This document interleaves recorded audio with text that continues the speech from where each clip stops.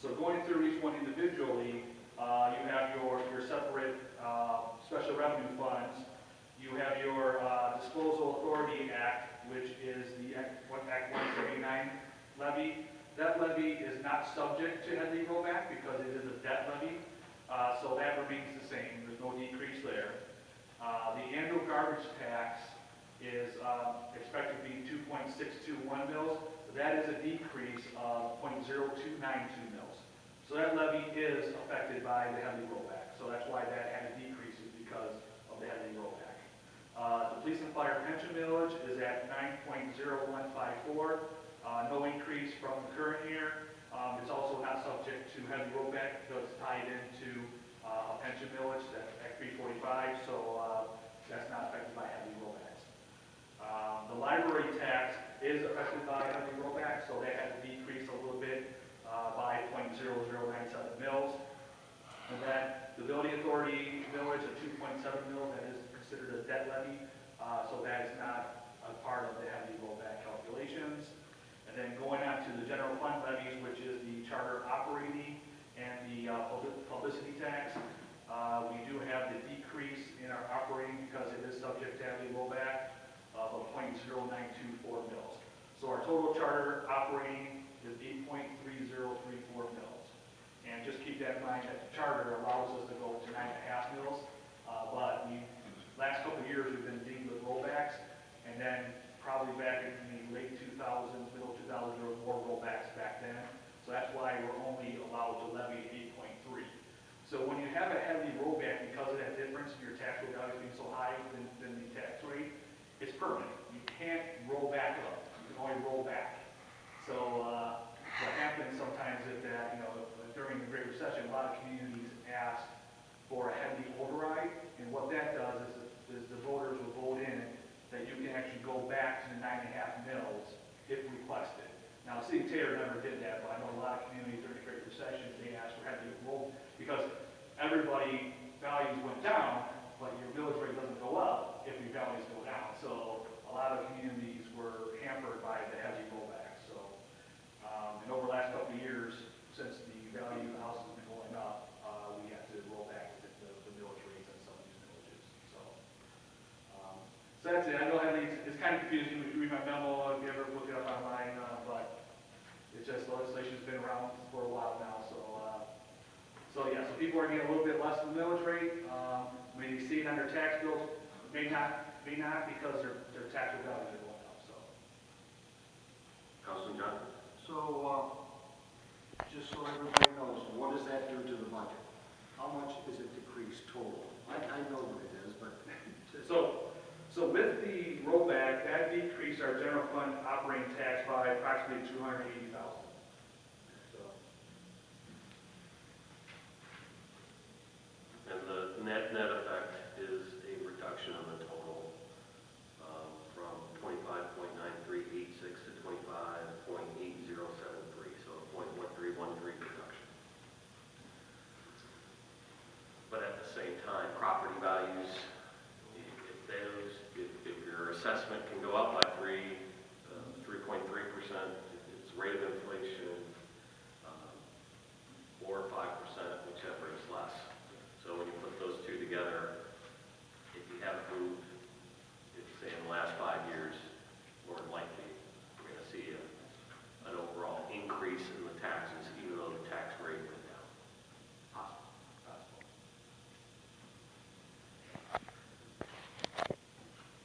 All right, those are items 7.5 and 7.6. Any other questions? 7.7.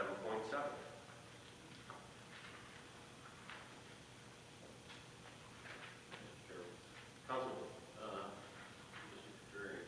For tomorrow night, that might be, in my opinion, that might be a good time to explain that one as easy as possible tomorrow night, that 1%.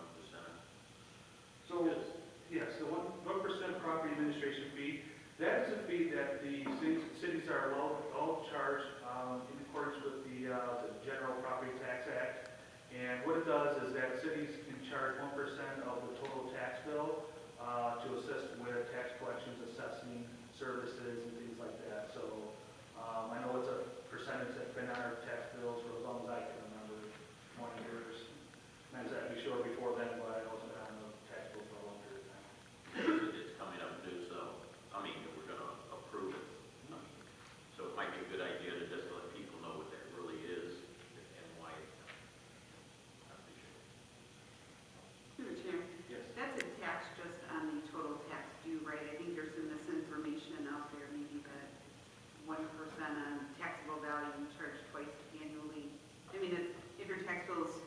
it's 20 and a half, is right?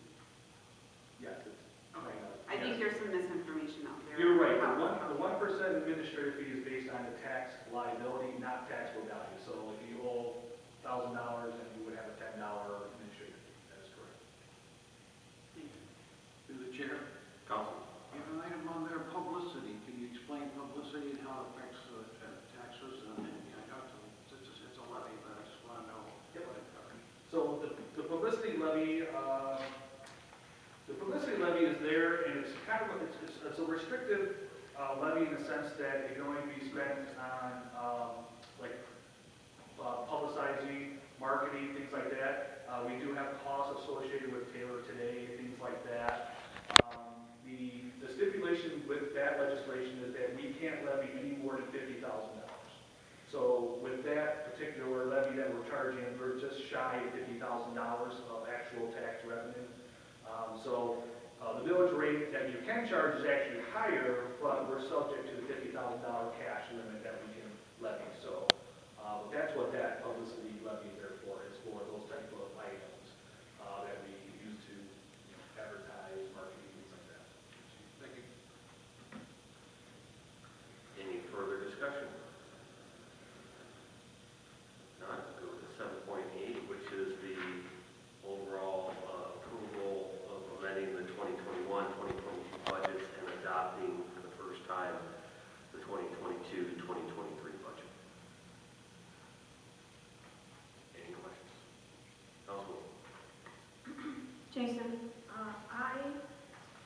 on the, excuse me, the wage and benefits work papers, so the sum of current FTE, that is, what is that again?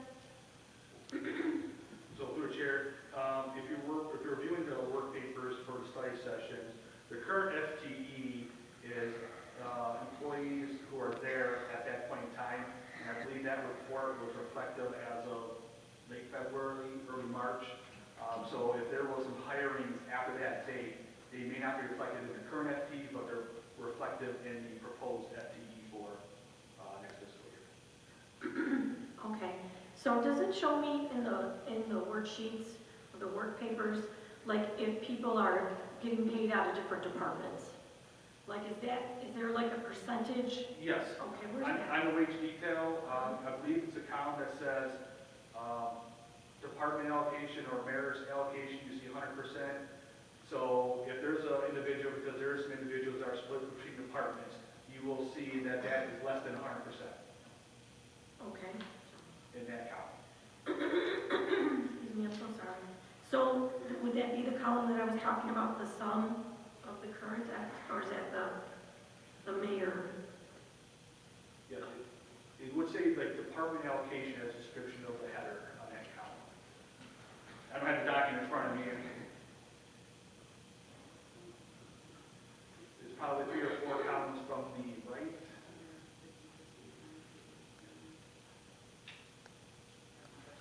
Okay, thank you, I think I found it.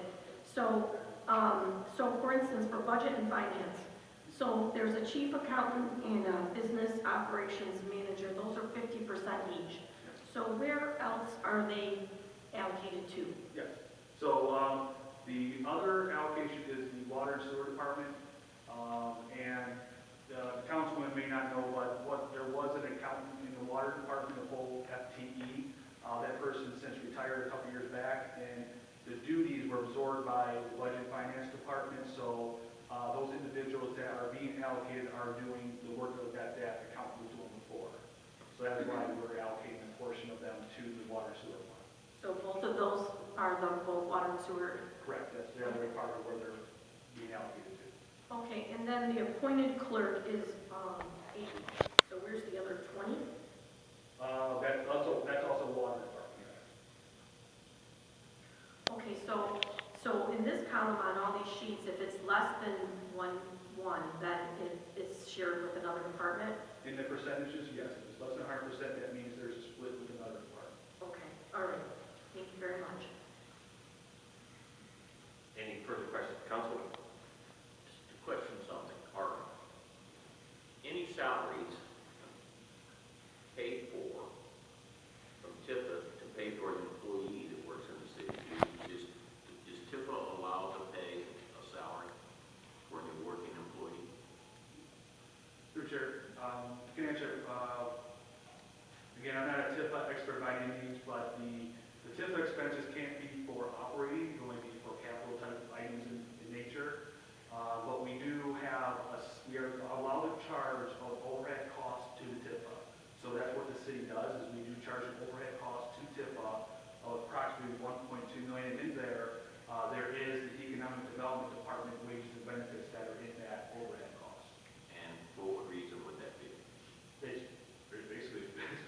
changed forever, but the reason is because the economic development also run, kind of is acting like a director for the TIFA.